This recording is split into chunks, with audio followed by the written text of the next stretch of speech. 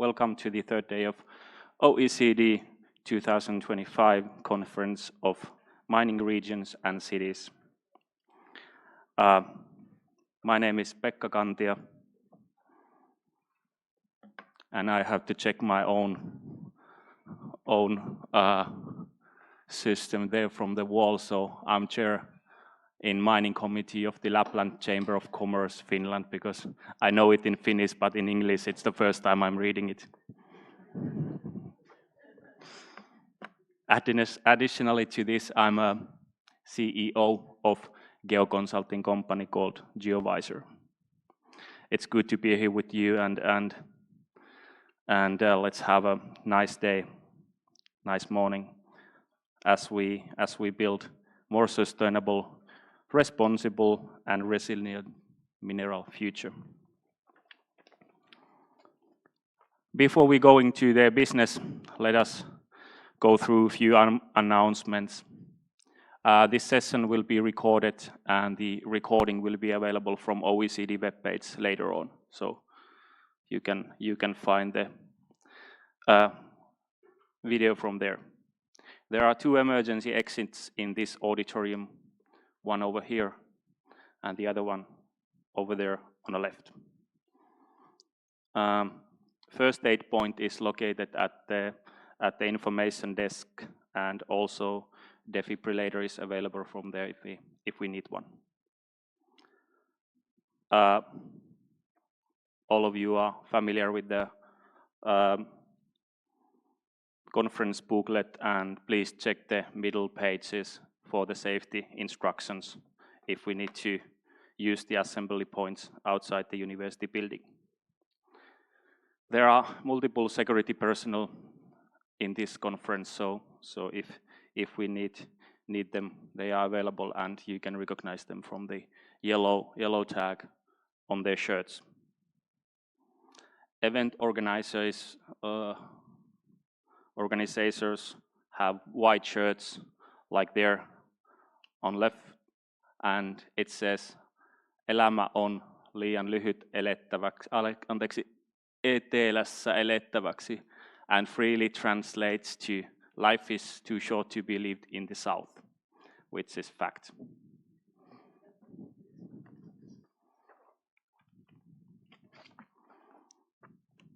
And now we turn into the section which I need to read from the paper, because it's given to me and I need to follow this. Today we turn our attention to the second pillar of this year's conference, and the pillar is advancing subnational research and innovation for sustainable mining practices. And this day is co-organized with the Geological Survey of Finland through its Geo-Innovation program. And we really need to thank GTK for this, for their leadership and expertise in shaping today's agenda. And as we already know, there is two rooms for this morning. The other one is run by Geological Survey of Finland. Research and innovation, especially at the regional level, are essential to advancing cleaner, smarter and more inclusive mining. Today's sessions will explore the key themes, including following: improving local access to innovation support mechanisms for sustainable mining, sharing local practices for environmentally responsible exploration, reinforcing regional collaboration platforms for mining innovation, and last, supporting regional level innovation ecosystems in developing and deploying new technologies. So we are strongly looking forward today. Through the day we will hear from researchers, innovators, regional leaders and international experts working at the intersection of mining technology and sustainability. And with these words, I'm pleased to open day 3 of the conference. Let's continue this conversation with curiosity, collaboration, and shared commitment to innovation and sustainability. Keywords for today are innovations and sustainability.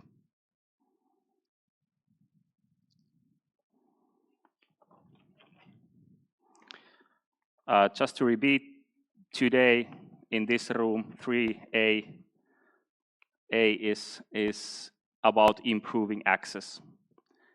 This session will be moderated by Penta Diallo. Penta is Sustainability and Community Development Specialist, as well as honorary researcher from Camborne School of Mines, University of Exeter. Please, Penta, stage is yours. And I get to catch my breath.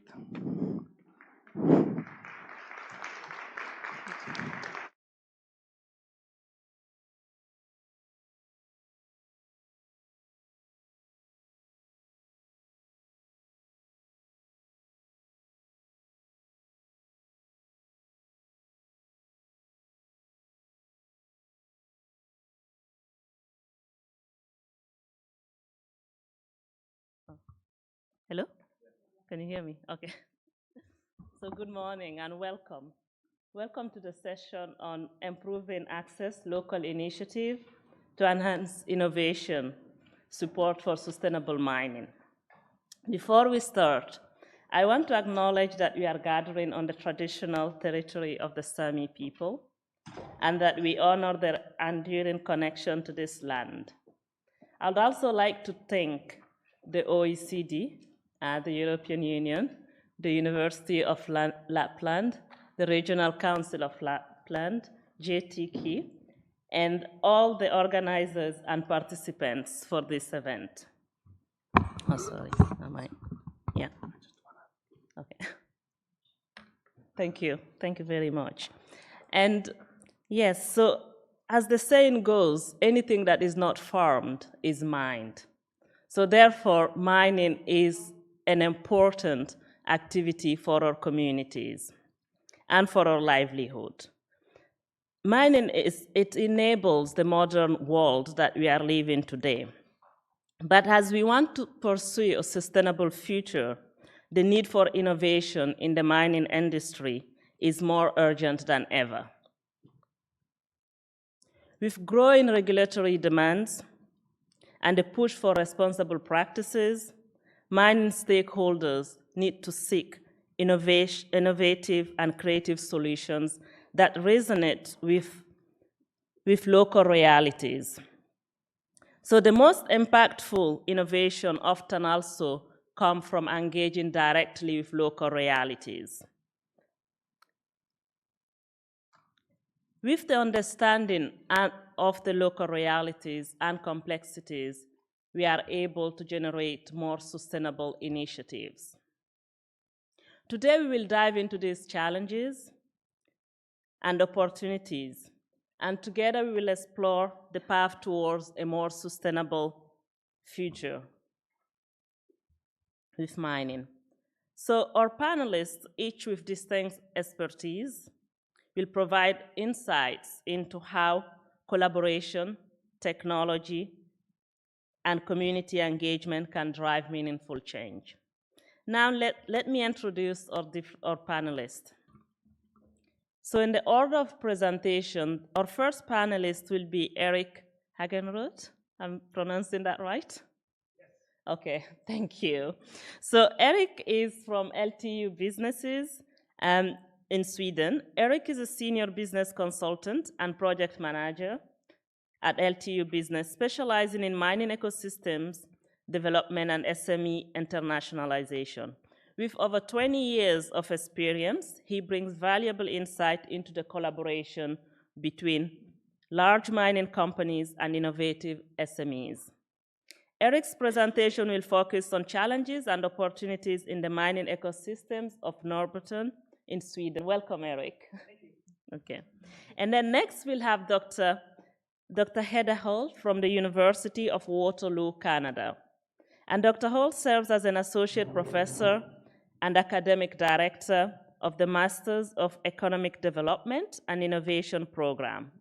With a focus on rural and northern communities, her research explores the intersection of technology and mining innovation. She will discuss the success factors behind the mining innovation cluster in Northern Ontario. Welcome, Hedda. And our next presenter will be Dr. Thomas Pusila. from Circular Economy Center Digipolis in Finland.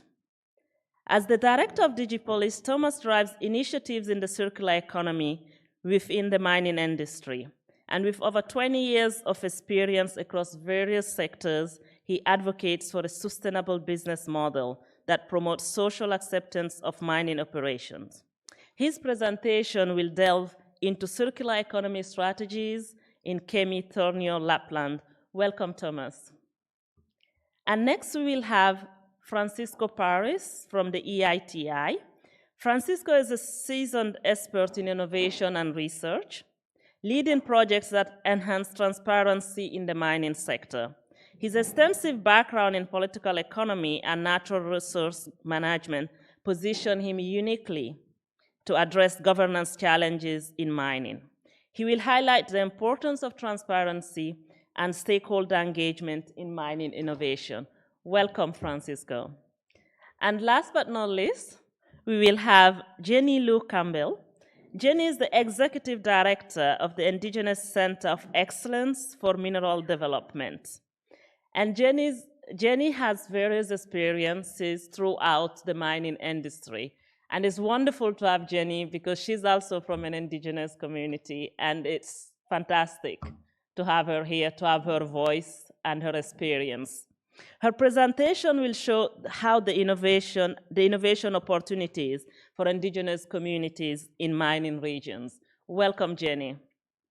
So now that all our panelists are here, I'd like to welcome Eric to start. Thank you. Just move on.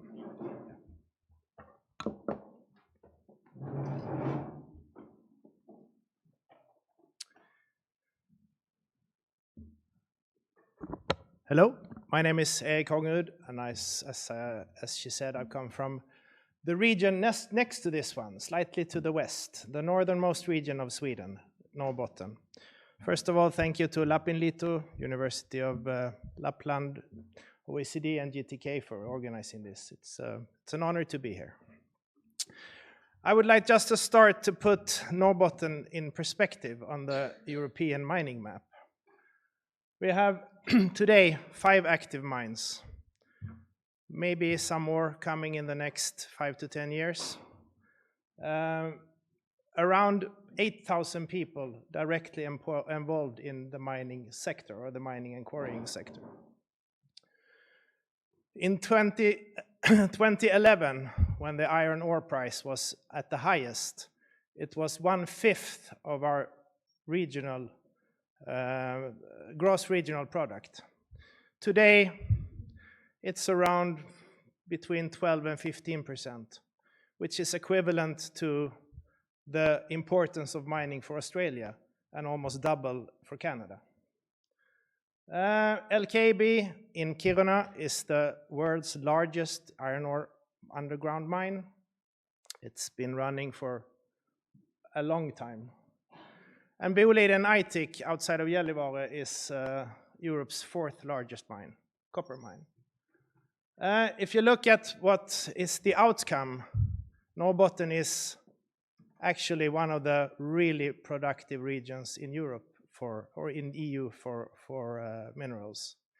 More than 90% of all the iron ore comes from the region of Norrbotten, and more than 10% of the copper. We have a huge ecosystem connected to the mining industry, both academia, suppliers, mining companies, education, a huge number of SMEs. We have basically all the ecosystem in place in our little region, which is 1/4 of Sweden, but only 250,000 people.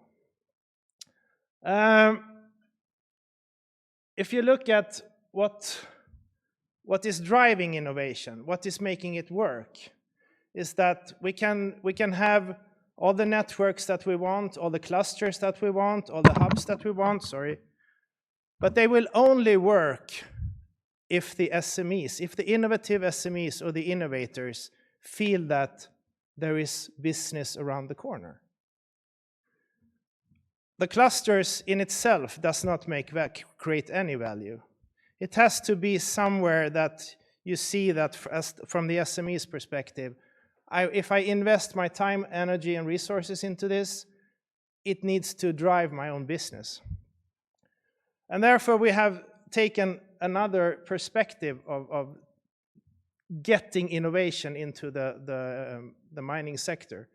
We start with unsolved challenges that the mining companies have or technology providers, saying that this is something that hasn't been taken care of. We haven't solved this. We have tried but haven't solved this, and we need help to solve it. So we describe the challenge, and this is a challenge from LKAB. We describe the challenge in a way that it's quite high level. It's intentionally quite high level, not to stare the innovative solutions coming in, but to open up to innovation, not only from the mining ecosystem, but also outside the mining ecosystem. And it's also high level because we need to put it into context and make the environment understandable also for innovative SMEs that has never seen a mine or that has never been connected to the mining industry. So it needs to be put in context. Where does this challenge exist?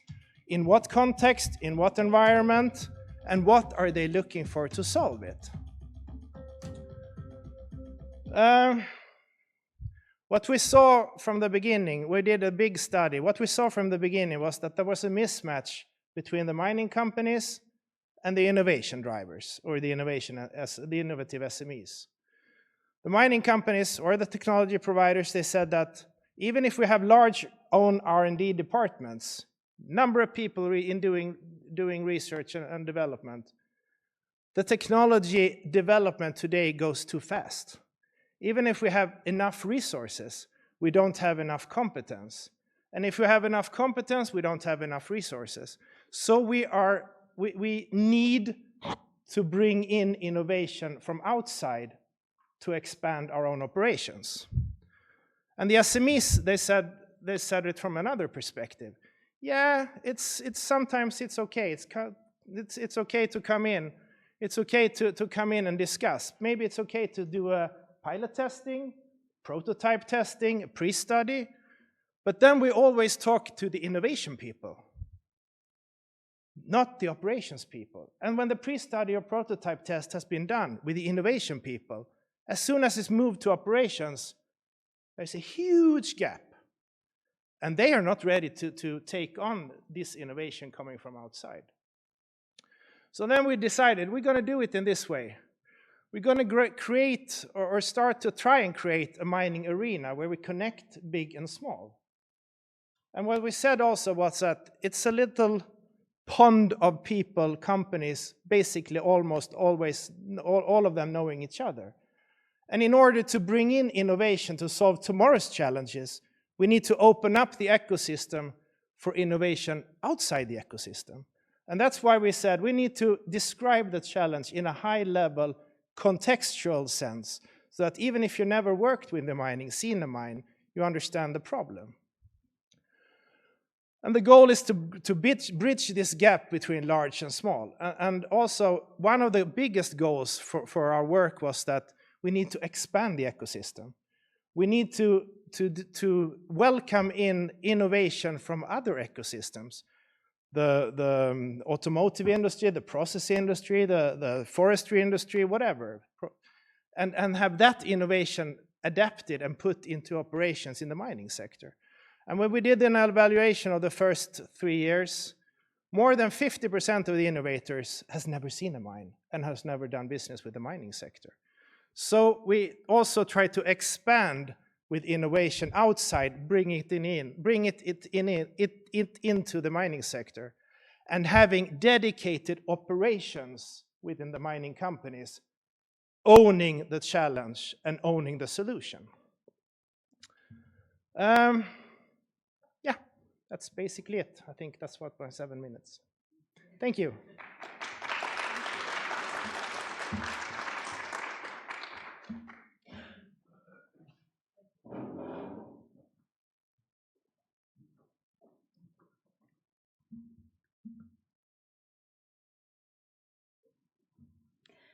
Thank you for the warm introduction. I'm really excited to be here to share some insights from my research on mining innovation and technology adoption in Sudbury, which is the region or the city where I was raised. Before I start, I'd like to take a moment to acknowledge that much of my research takes place on the lands of the Atikameksheng Anishinaabeg and the lands of the Wanapitei First Nation. And I would also like to recognize the Robinson-Huron Treaty of 1850. I'd also like to share my deepest respect to the Sami people. Thank you for welcoming us to Sampi, your traditional lands.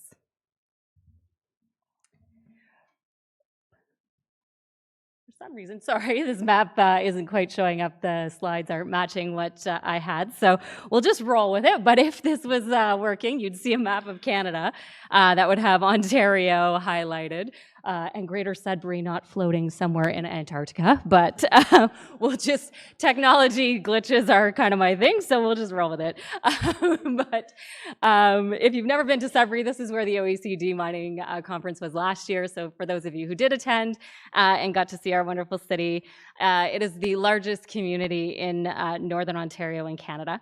It has a long history tied to the mining industry and currently has one of the largest integrated mineral complexes in the world.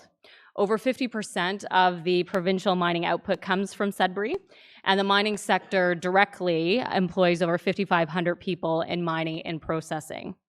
It is also internationally recognized for its regreening efforts, and if anyone saw Meredith's presentation yesterday, she spoke about that, or if you were able to visit Sudbury last year, you would have seen some of those reflected on the landscape. It's also home to one of Canada's largest mining innovation systems.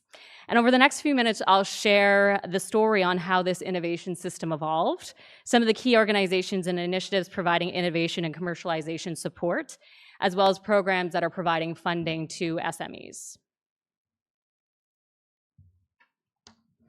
The story of the mining innovation system in Sudbury begins in the late 1970s, and this was a time when the major mining companies in this city started downsizing and outsourcing services and production due to a number of external economic forces that were happening globally.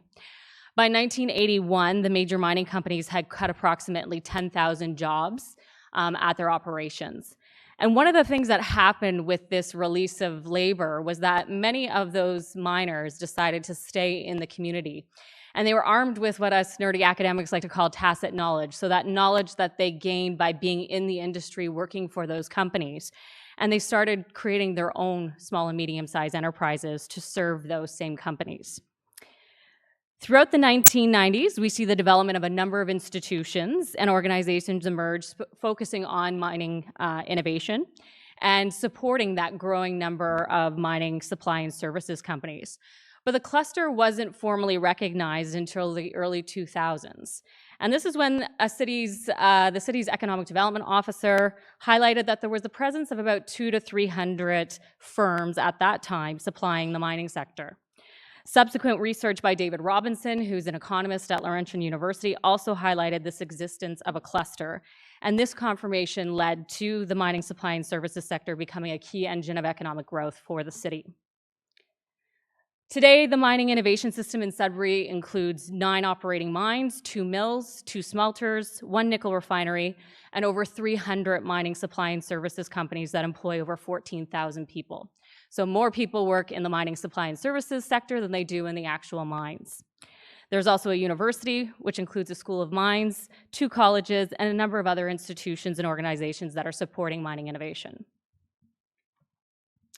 Some of the innovation and commercialization support organizations include NORCAT. And if you were part of the Sudbury conference last year, this was one of the tours that folks could have gone on. I had a chance. It was phenomenal to be able to go, particularly to their underground mine.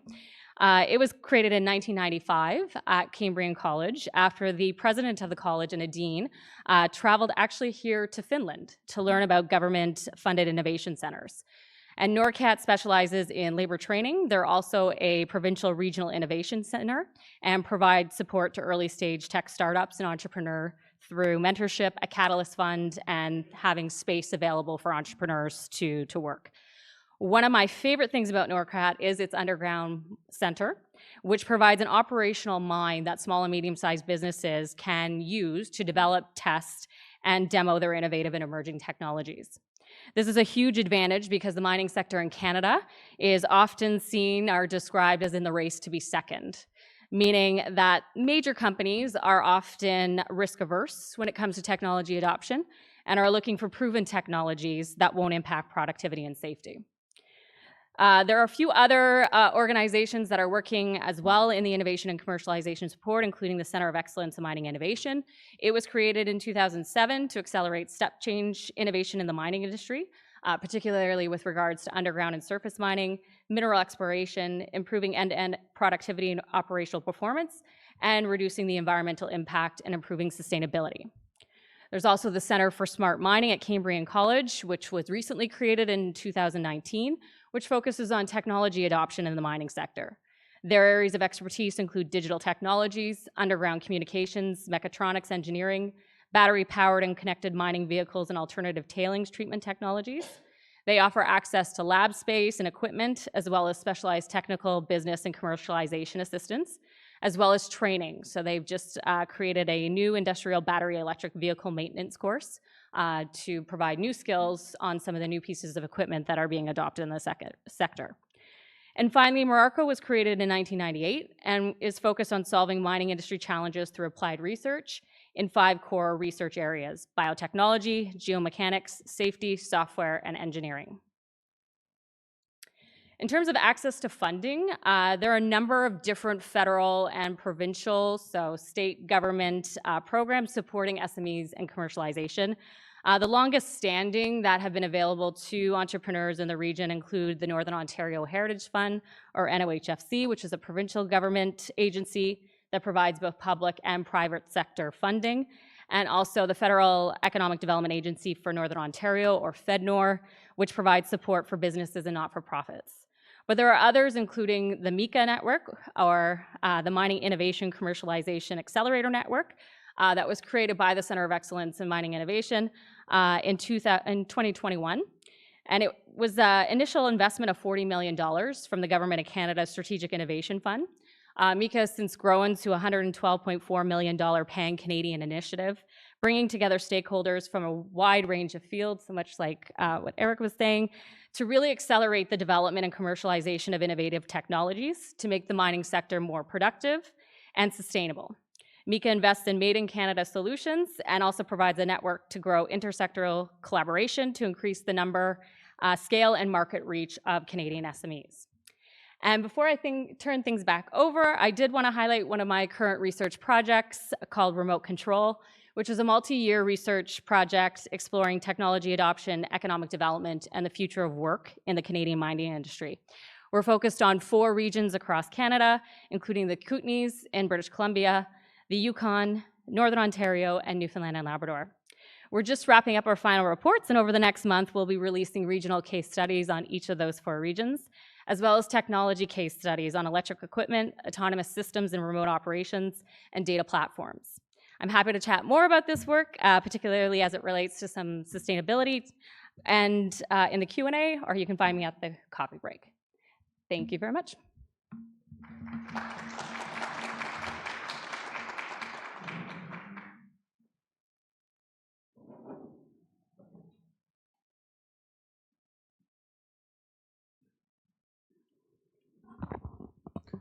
Good morning, everyone.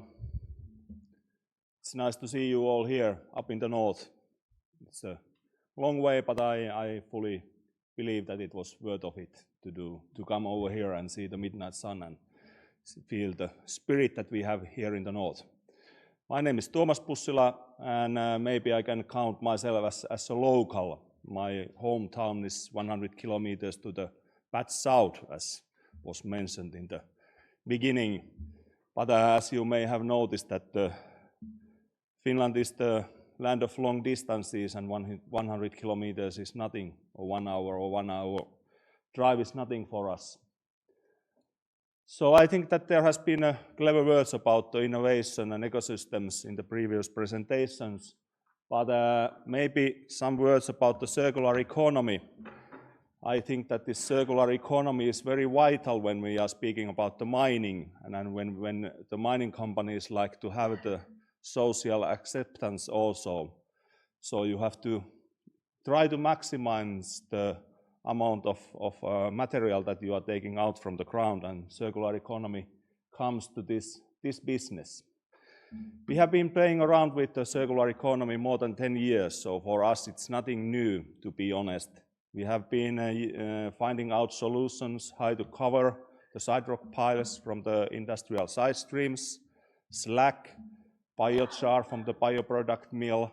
We have also made some projects with the mines where we try to see are there any valuable minerals in the side rock piles. So for us, the circular economy is not the new black, to be honest. Also, some other bio-based solutions, what we have tried to find out, fertilizers and that kind of things. We are owned by the city of Kemi, but of course we are not only serving the city of Kemi, the whole Lapland, the whole Finland, that's where we are dealing with.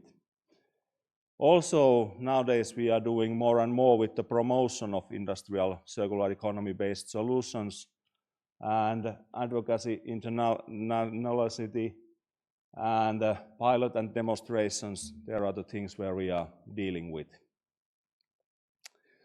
So, Kemi-Tornio region, highly industrialized area, only 100 kilometers down there.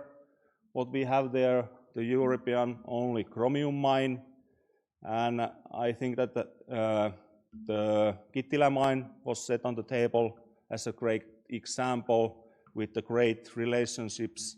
So I must be honest to say that they are also doing good work in Kemi mine. Hardly any of the citizens of Kemi has something to complain about that, and then there are also some great lessons to learn from Kemi mine, how they are doing things. Also, we do have a big steel factory compared to SSAB in Sweden, for example, and then of course bioproduct mill. And also we used to have a Stora Enso's paper mill with the 4 paper machines in the past, but nowadays they have closed down the mill and now we are selling this area. So far we have got more than 100 business cases. Companies have contacted us and please tell us how we can do business in that area. And over 90% of these business cases are based somehow to the circular economy. I have heard some stories that no way, there won't be any future for the circular economy. It's not valuable business, but I think that this interest shows clearly that there really are companies that are willing to do circular economy based business. And also I think that comes to the mining business somehow more and more in the future.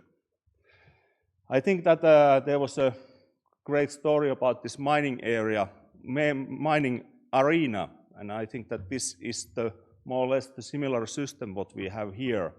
We have smaller companies that are serving the big ones. For example, Tapojärvi, oh sorry, I thought that there is this laser somewhere, but never mind. This Tapojärvi company, for example, they have made great subcontractor work for Outokumpu, utilizing the slag, for example. Now they are opening up business in Italy, in Greece, you name it, all over in the Europe. I think that's the great example how the SMEs can learn with the help of the bigger ones. Of course, in the very beginning, there must be a challenge, a problem that we are solving together. And when we find out the solution, then we can copy it and paste it, do it all over in the world, not only in Kemi-Tornio region. Also, I think that this Metsä Group opens up great solutions that we can utilize, for example, in mining. A lot of different kind of side streams, what we can use for the covering the side rock piles and that kind of things. So here we are in the middle of everything. That's the must if we want to SMEs to grow up. Innovations, ecosystems are networks. Networks are built on trust, more or less. We are independent player, broker between the companies. between the authorities, R&D institutions. So our aim is to boost the innovations. Our interest is not to steal the idea. That's what we need to build up the innovation ecosystems or circular economy-based business, or you just name it. Circular independent broker is a must. Economy is growing very fast in Finland, in Lapland, in Finnish Lapland. It's based on the tourism, it's based on the forestry, it's based on the mining, but what we need are creative SMEs to keep the world's cleanest air, cleanest water also in the future. And also we need these innovative SMEs that we keep this growth going on. The Rolling Stone get no moss. Thank you.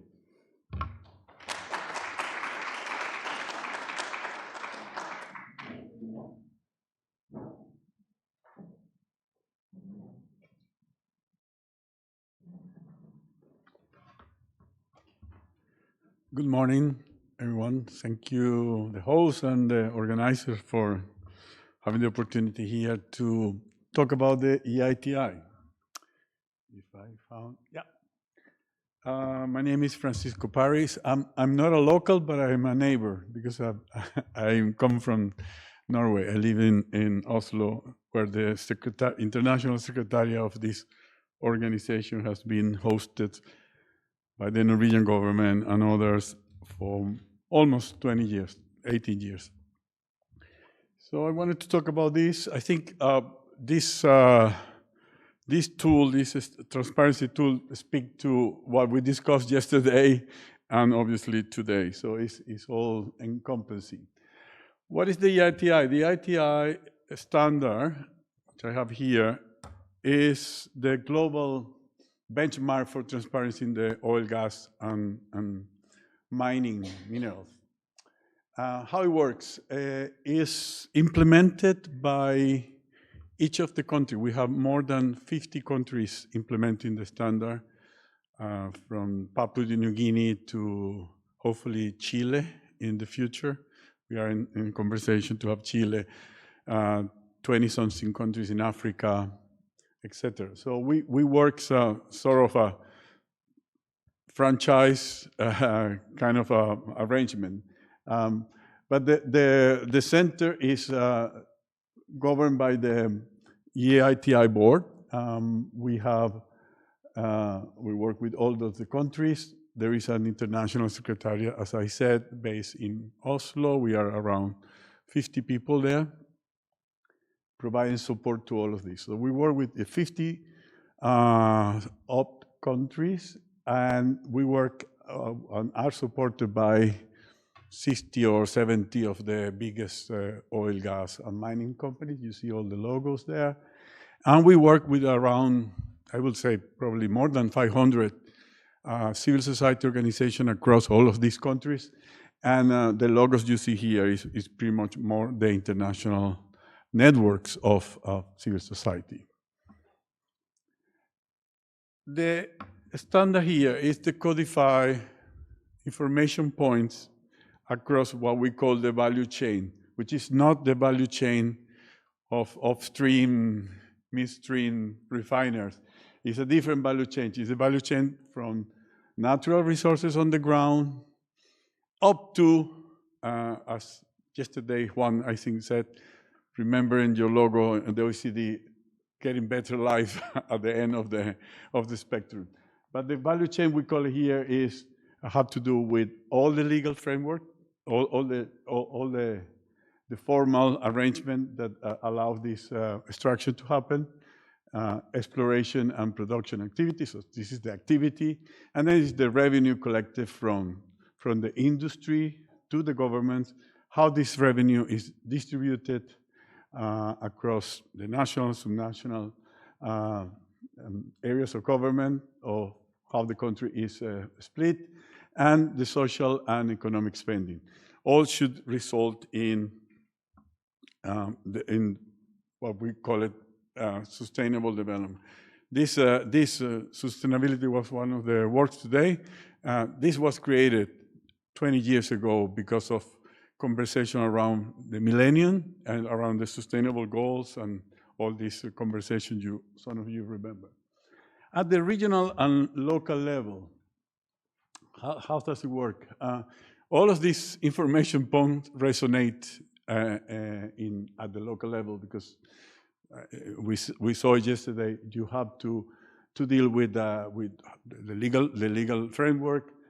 Yesterday we talked a lot of permitting, we call it licensing, but it's the same.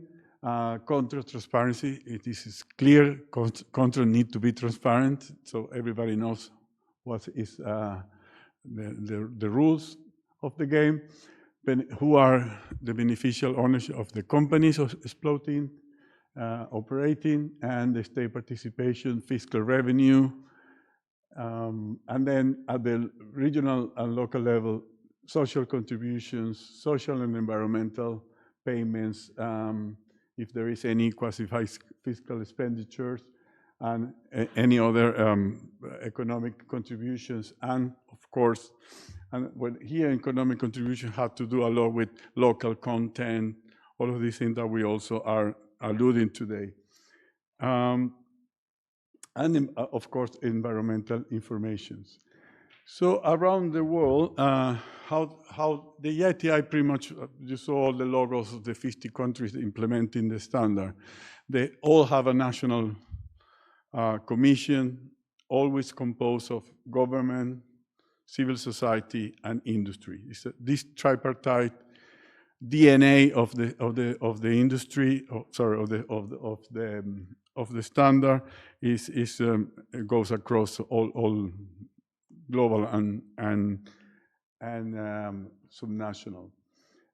But in practice, many countries have taken the EITI more local, more to the regional level in various ways. So I have here an example of, in Peru, they have 10 regional EITI. So apart from EITI Peru in Lima, there are 10 mini EITI in Moquegua, Arequipa, Piura, etc. The example here is from Piura.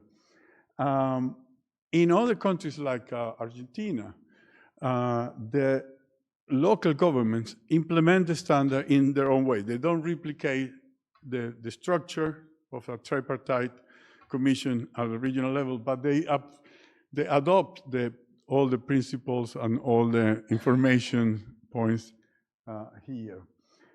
In other countries, it's simply of targeting information emanated from the implementation of the standard to local audiences, as you see a couple of examples there.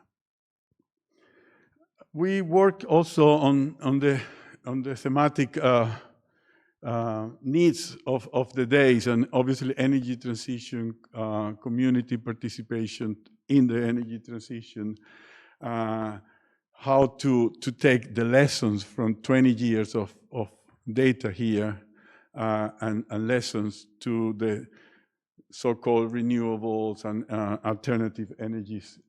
So we have done our homework and tried to have these lessons learned and things that need to be taken into consideration in the era and in the theme of the moment. And some of this, I will leave some of this in the desk outside.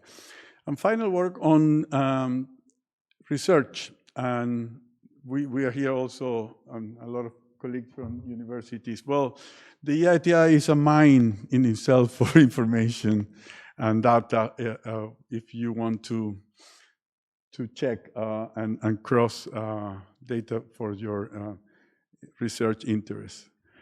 So with that, I think thank you very much for the opportunity, and any question and more information, again, I will leave I was told not to print too much, so I print only the QR codes.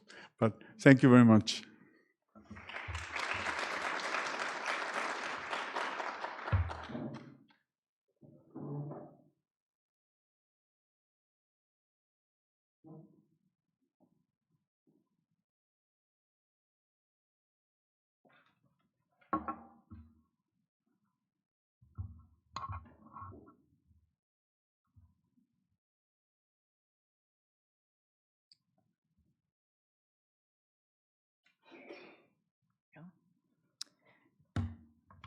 Before I begin, I want to acknowledge the original stewards of the land, the SMEs, who have cared for these lands and waters for generations. It is with deep respect that I recognize your enduring connection to this territory and honor your traditions, knowledge, and ongoing contributions to sustainable stewardship. Ani Bojo Kinawea, Jenny Lou Campbell, Nandishnakas, Ganapa Jingnadonjaba, Makwadodem. I'm introducing myself in my own language, in Anishinaabe Moan, and I acknowledge the strength of my people and keep alive the teachings and traditions passed down through generations. So miigwech, and thank you to the organizers and the hosts for the opportunity to speak today. My name is Jenny Lou Campbell, and I'm Anishinaabe Kwe from Serpent River First Nation and Bear Clan.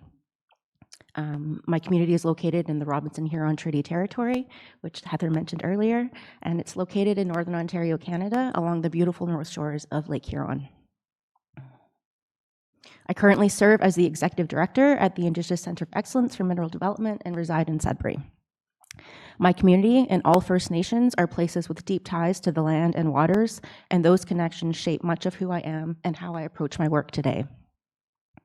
I bring with me the perspectives and values of my community as we explore ways to support innovation and sustainability in mining, recognizing that the health of the land and the well-being of Indigenous peoples are fundamentally linked.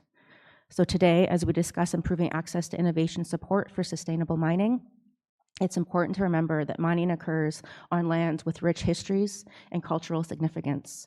With that, I would like to begin by sharing and reading a piece that reflects the spirit of connection to the land and community in my language again. In Go Dwe, one Gizit Anishinaabe, one Anishinaabe family. De Benjaged Gisun Anishinaabin Akin, Gipidguan, Gadane, Minido, Waditsawin. Creator placed the Anishinaabe on the earth along with the gift of spirituality. Shkode, Nebe, Aki, Noden. Gibid Gostun and we, Nogduendamong, Montpi, Shkokmigang. Here on Mother Earth, there were gifts given to the Anishinaabe to look after. They are fire, water, earth, and wind. De Benjaged Giminon, Getchtwa Wendagok, Anishinaabin, Wa Nagdunjin, Ninwa, Nishwaswe, Kino Madwanan. The Creator also gave the Anishinaabe 7 sacred gifts to guide them. They are Zagidwin, love, Debwewin, truth, Minadenmoen, respect, Nabokawin, wisdom, Debwadenzawin, humility, Gwekwatsuwin, honesty, Minwa Akadewin, and bravery. Debenjaged Kimin Gona, Debwinwe, We Nogdawendawin. Creator also gave us sovereignty to govern ourselves. Kamna Denina Gabe Shwebak, Minwa Nongo Mingwa Eshwebak, Minwa Gayabe Wani Shwebak. We honor and respect the past, the present, and the future.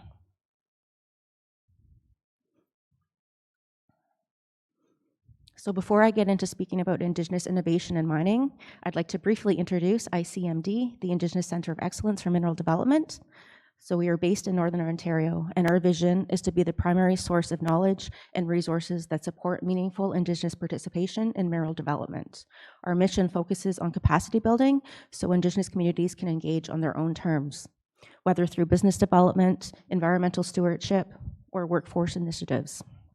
We operate as a single window approach, providing centralized information, referrals, training tools, and research access. So as you see here, our work connects 3 core areas: information and research databases, tools and training resources, and referrals and liaison services. So all of this is designed to support our community's interests, priorities, and opportunities in mineral development.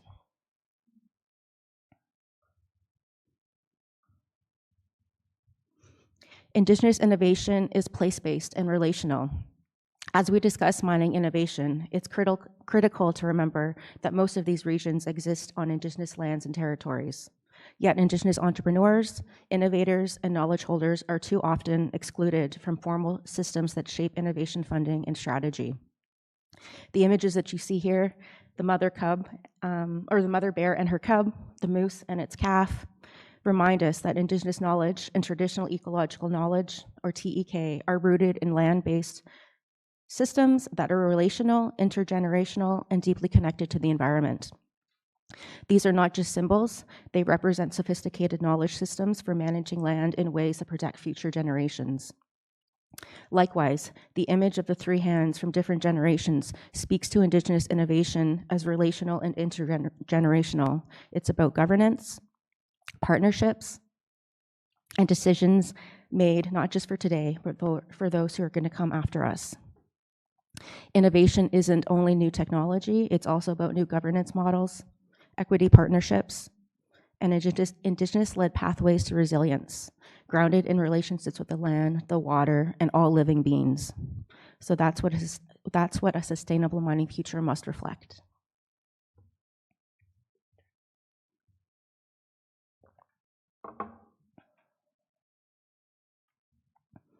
One of the biggest barriers to Indigenous participation in mining innovation is what I call the Indigenous innovation gap. This isn't a gap in ideas or capacity. It's a structural gap in access. Many mining innovation programs and funding ecosystems were designed without Indigenous governance, knowledge systems, or economic priorities in mind. So this means that Indigenous entrepreneurs and communities are often left navigating systems that weren't built for them. The image you see here, illustrating the infrastructure gap for First Nations in Canada, reminds us this is about more than funding alone. It's also about the digital, financial, and research infrastructure needed to meaningfully participate in innovation networks. Indigenous communities often lack broadband, access to capital, and proximity to research institutions, which limits opportunities for Indigenous-led innovation. And finally, relationships between funders, mining companies, and Indigenous innovators remains fragmented. We need better, more coordinated connections built on trust, equity, and Indigenous-led priorities to close this gap and unlock real innovation potential in our regions.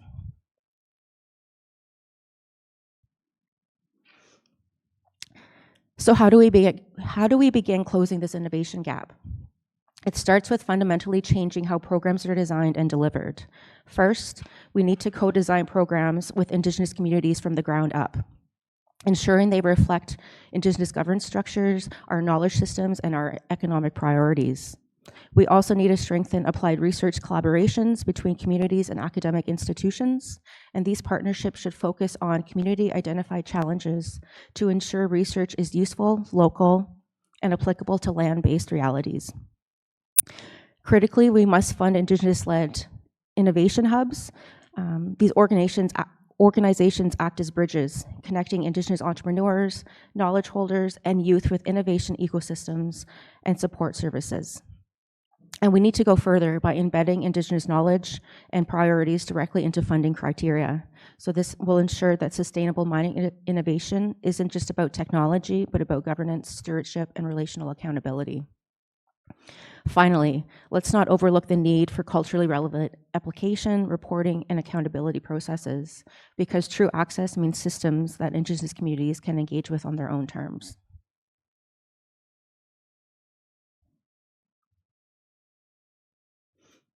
So when we talk about integrating Indigenous knowledge into mining innovation, it's important to move beyond theory and identify where it's already making or could make a practical, measurable impact. There are several key areas that I will highlight, and this is not an exhaustive list of these opportunities. I've just chosen to highlight a few.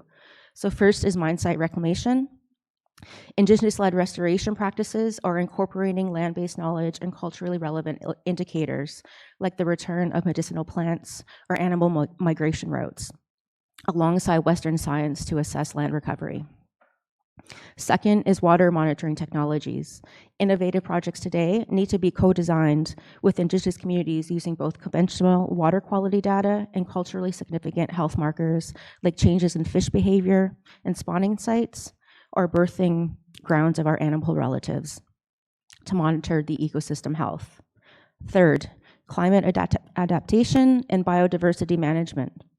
Indigenous knowledge systems can anticipate ecological shifts and inform the design of adaptive mine operations, including closure and reclamation plans that consider future climate scenarios. And finally, land use planning and impact assessment. Indigenous guided mapping can identify culturally and ecologically significant areas before development begins, ensuring that these areas are protected and that mining operations are planned with the land's long-term health in mind. They aren't hypothetical, they're practical opportunities for innovation. and they're essential to building sustainable mining futures.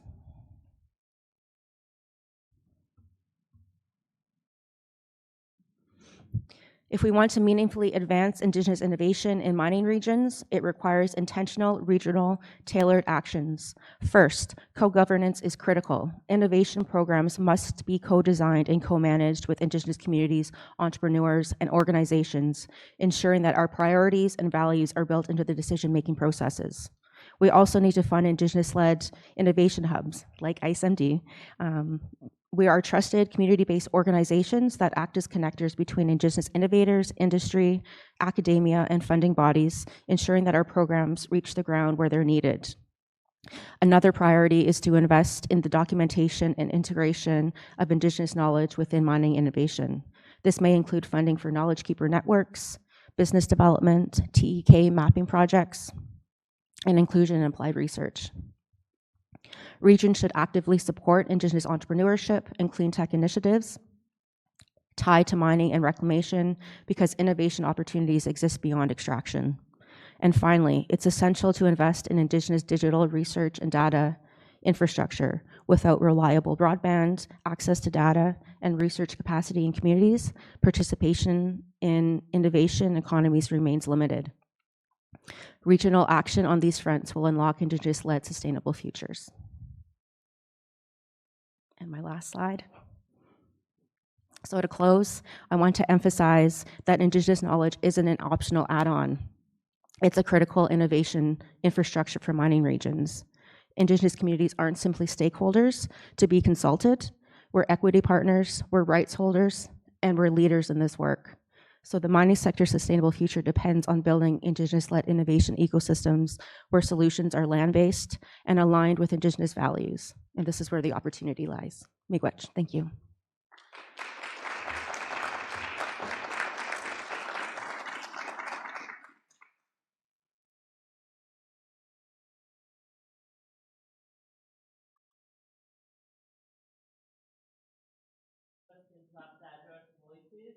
And thank you, Jenny, for taking the time that you needed. I think it's important because we often don't hear sorry.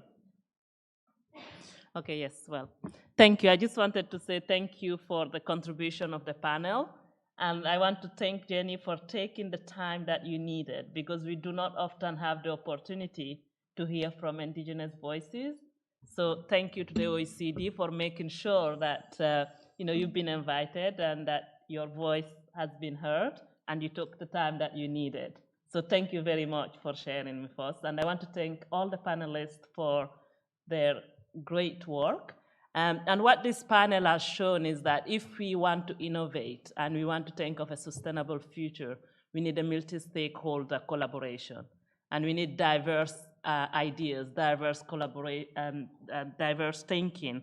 But it also shows that it's not impossible because we've seen what is being done in Canada, but also in Finland, in Sweden, and what the EITI is doing around the world. I'm sure that there are a lot of questions, so I'm going to save my comments for the end so that I can give an opportunity to the audience to ask questions. I would like to suggest that we start by taking 3 questions or probably 4 questions, and then you can say who you want to respond to your questions. So, yeah, please.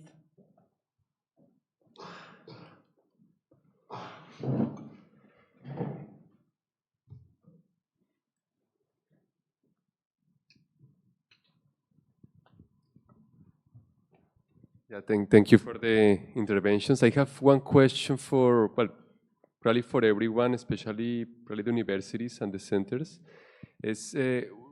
You mentioned, especially Eric, the relevance of SMEs in the innovation ecosystem is, especially, my question is, which areas do you think are more relevant, these connections of SMEs in the mining innovation chain? If it's for the planning of the mine, for the processing of some tailings, or for the closure? And if automation is coming, how you see this effect on the workers and the people that are working around for mine? Just thank you. We'll go for the second question. We'll take the questions, then you will answer. Okay. Yeah. So let's go to the second question. We'll take the questions and then they will answer. So is there another question? Okay. Do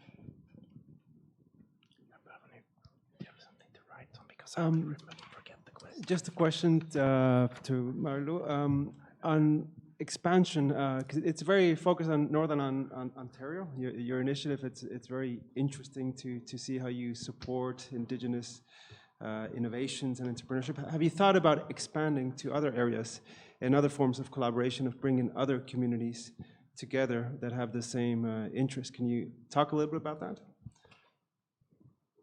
Thank you. Anyone else has a question? Okay. Oh, perfect. We have two questions. Thank you for the panel. My question is to Jenny Lou about you were emphasizing the need to combine Western scientific knowledge with the Indigenous knowledge. I'm curious about this, that how is it going? Do you have a lot of this actually successful combining of these two knowledge systems? Thank you. And I think Cecilia had a question. Oh, no? Okay. Okay, there's a question at the back.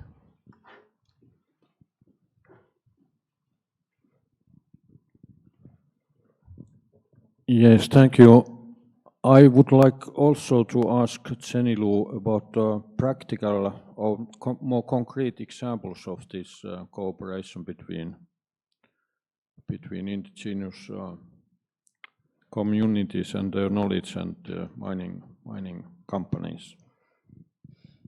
Thank you. I think we'll now go to the answers. Eric, you can start. Yeah, thank you, Andre. I'll try to elaborate it, but keep it short as well. If you look at, you can cut the sausage in two ways. You can look at the value chain, or you can look at from the application side. And I think where innovation is most needed is at the end of the value chain, but also in the automation part. But it's more mine closure, remediation, sustainability issues and challenges. But if you look from the application side, the applications that are needed that the mining companies or for that technology providers cannot cope with themselves has to do with AI, has to do with different technology developments, where there are SMEs that are really, really niched and pointy and really technology advanced, but in a small sector. And bringing those innovations into the operations, that could be along the value chain, but then it's application-wise. And there the mining companies need help, need support from external innovation. Thank you. Maybe I'll address the question on automation impact on workers. So one of the objectives of the project that I'm currently leading with colleagues across the country, that was one of our major motivating questions, was with the adoption of new technology, what does that mean for workers, but also for the places that are tied to the mining industry, and how will that relationship change if employment in the sector changes? And so we are trying to get a sense of what technologies in Canada are being adopted, what skills those technologies need that might be different than what's currently in the sector, and then what it might mean for employment. And so what we're seeing is, obviously it depends on the types of technologies, but a real interest in the Canadian mining sector in technologies that will help remove workers from the face, which is often seen as one of the more dangerous parts in mining. So looking at ways to kind of restructure where mining happens, also thinking about bringing work from, if you're in an underground environment, to surface. So really kind of changes in how we approach what mining looks like, but also the skills that might have traditionally been needed, and seeing much more on kind of the engineering and software. And so what we're hoping is that we can see what these skill sets are, be able to work with organizations on the ground in communities, particularly skills training, but also economic development, to ensure that jobs stay local and they're not removed to operating centers that are at great distances from mine sites, particularly in places where there are communities near those mines. So trying to ensure that we can have those conversations early before these things start to happen and we're reacting to them. So that's one of the things that we've been trying to understand in the Canadian context. Thank you. Okay. I like also highlight the role of the subcontractors that are already working on the mines, and I think that for them it's natural to develop the way of working, also in the do work in the safety way, but also in the efficient way, and more in the cost-effective way. So I think that the role of the subcontractors is also very vital when we are speaking about the innovations and how to make things in the clever way.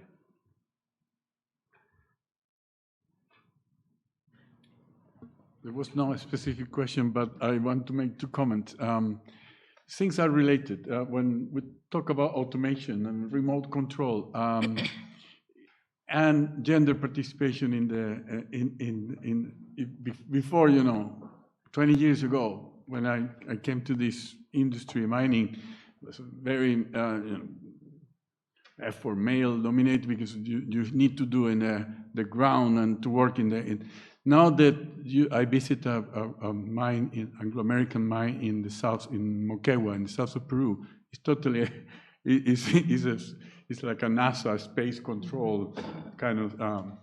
So these days, these things are related. So we can have a much better contribution of women in the industry because things have changed. So that's one. But the other question is, Jenny, you say something very strike with me. You say innovation is not only technical things and doing things better water management or whatever, but it's about doing new things. And yesterday we talked a lot about the legacy of this industry, social license to operate.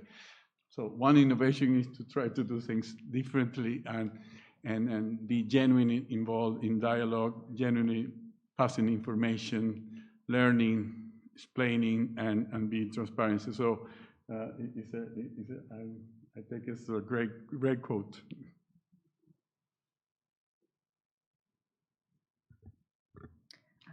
So I scribbled down some notes as those questions were coming through. So Enrique, the first one. All the questions. So in regards to the center, and if we have any plans to expand beyond Northern Ontario, absolutely.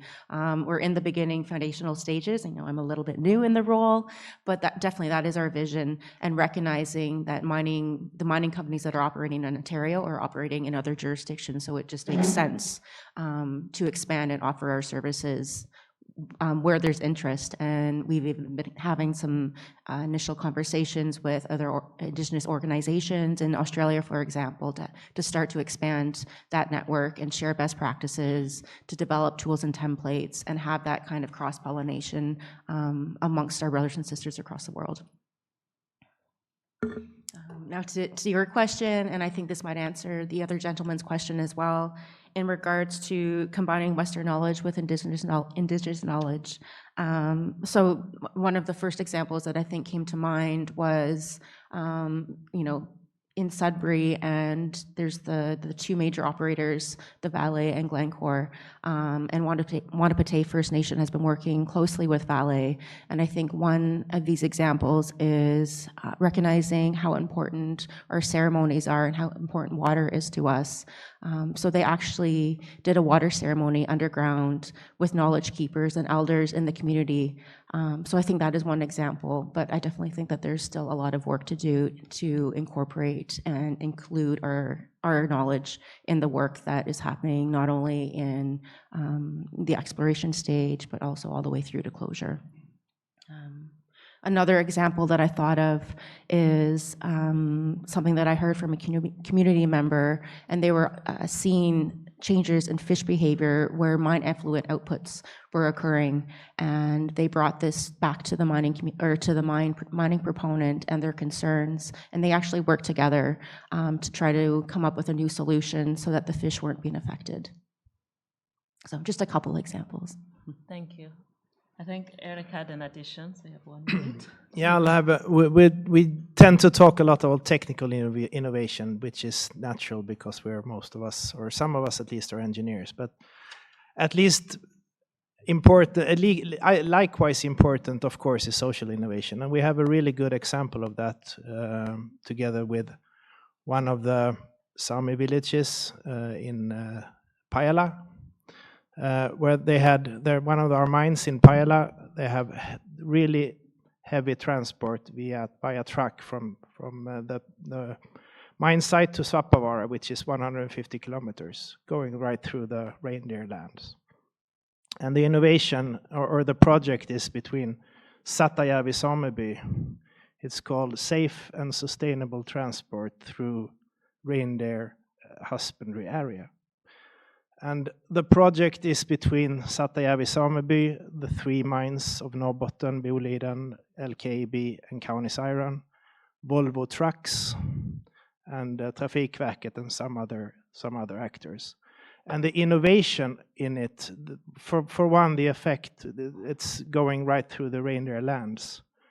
And the effect was that the accidents between heavy traffic and the reindeer has decreased by more than 70%. But the innovation of it is more on the collaborative side. The innovation is the dialogue, the mutual understanding between the Sami village and the mining companies and the trucks, or the truck drivers. So we can talk, it's a lot easier to describe and work with technical innovation, but it's equally important to work with social innovation and also show that we have good examples also with that. Thank you very much. One more question? Okay. Yeah. Did I see another hand or not? Okay, we're going to have one more question. Maybe a question for Francisco on this EITI. What are the benefits? I mean, you mentioned there's 50 member countries that follow these standards. What are their benefits? Have you done any sort of dialogue or evaluation in terms of what are the countries getting out of this, following these standards? And then in some countries, there's a subnational dimension. Is this a voluntary or not? Because it's you mentioned the case of Peru, but in others not. I'll be curious if you can tell us a bit more also how the evaluation process is happening but to follow these standards. And maybe the other question to Heather on outreach on these government programs for commercialization. I think you mentioned in funding. How do you go to very remote communities? How do you provide access to some of these programs? Can you tell us a little bit about especially in the remote places in Canada?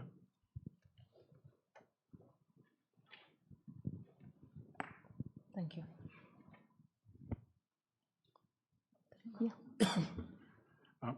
Thank you, Rikke.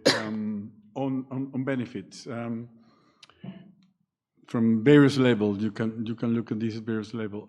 In general, countries adopting the EITI is being associated with getting a better investment climate, more responsible direct investment. And this association, maybe it's not causation, it's just when a country wants to attract and have good rule of the game, good governance framework, they adopt the EITI, so there is an association there. There is another level of benefit, which is in needing to comply with the standard and put all of this information out there. Countries need to revise their own systems, and from very sometimes mundane that the tax office has one code for the companies, but the mining permits have another code. So mundane things like this, but it have also is important for accountability, the good bookkeeping of all of the management of the sector. On more reforms, is countries getting a better deal. There are examples of using the EITI framework, EITI data. Countries have recognized that there were some disadvantage contract signed and the renegotiation of contract to get a better deal for countries. So from various perspectives, there are benefits. On voluntary national, subnational, this is always a tricky question because we said the EITI is in many ways a pseudo-international kind of tool. No, it's not really a treaty, but is in the area of soft law, as they say. So as such, it's adopted by the country voluntarily. So the country said, I want to implement the EITI standard, and this is a voluntary act at the moment. But once you enter in the commitment of implementing the standard, I'm afraid we are very, it's a standard that comes with checking what you said and you commit, you have to do it. And then we go and check that. And this is the boring and obviously more boring in a sense. Part of our job is to check if countries have done it.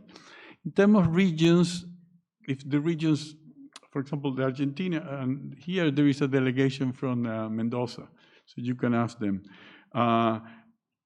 It's more flexible how to approach and to adhere to the EITI principles, and in many ways is flexibility there. But again, once in Peru, once you say I'm going to implement the EITI, in Arequipa, there is an EITI Arequipa that produces EITI Arequipa reports, so there is an element of accountability as well. Thank you. In terms of the access to funding, so if we look at the federal level, there's regional development agencies across the country, and then there will be various provincial or territorial economic development funding agencies as well. Some of the things we often hear when we do research, when we're looking at innovation in rural northern Indigenous communities, is just access to those in terms of having people on the ground that businesses or community can turn to. Also, I think what Jenny Lou said in terms of ensuring that those types of funding programs reflect the needs and priorities on the ground versus often what we see are the political priorities of whatever government might be in power at the federal or provincial level. So I think there's a gap and a disconnect there that can often impact access. There's another network across Canada that receives funding through the federal government called Community Futures. And I think there's upwards of over 250 Community Futures offices across the country. Those are often located in more rural northern communities that are providing direct support to businesses and to communities. Wabatek, I think that Don can probably speak to, and the work that they do. And we're also starting, I think, to see a rise in kind of community-led and owned economic development corporations, Indigenous-led economic development corporations across the country. And so I think that's certainly a really strong opportunity to increase access and ensure that it is more grounded with the needs and priorities on the ground. But ensuring that there is that capacity and the access to the funding to be able to support the amazing work that they're doing. Okay, thank you very much. It's been a really insightful exchange, and thank you for sharing all your insights and the collaborations. Again, for me, this gives me hope because it shows that there are initiatives that are ongoing, and as you said. I mean, innovation is not just about technical innovation, but it's also social innovation. And as Jose was asking the question about how do we also reach some of the rural communities and Indigenous communities, I think sustainability is also ensuring that we don't leave anyone behind. that is inclusive, that those where the mining is happening, that those people are also not just negatively impacted. So I think also as for me, one thing I would like to challenge us to think about is how do we take forward what we've learned, you know, so that this is just not another conference or just another chat. So there's been some very creative things here. And to finish, why I say, because sustainability is about what we do and our actions need to serve today. It's not like tomorrow. It's what can I do today after I've heard all of this? How can we collaborate? How can we work together? And lastly, I would like to end on a quote, because I believe that we all can have an impact. And I always like to say that if you think you are too small to have an impact, it's probably because you've never spent a night with a mosquito. So yeah, so we all can do something positive. So let's start today, and I'd like to thank you all.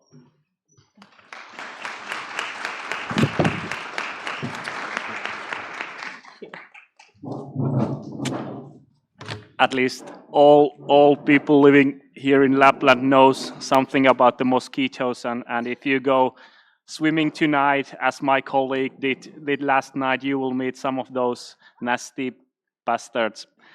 Anyways, thank you for the session. On top of my mind is the innovations, social and technical, and I would like to see that each of them is a possibility for another that if technical solutions can give solution for the social side as well. Next thing will be coffee, and I have been promised that there will be something to the side of the coffee as well, not as we in Finland called kaljukahvi, bold coffee without hair. So now we have some hair with the coffee.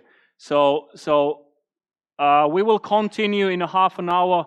So please make sure that you will find your way to the appropriate conference room as we continue 10:30.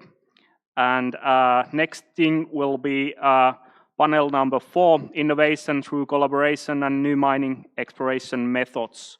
So in this room, and the other room will be about towards more environmentally friendly exploration methods.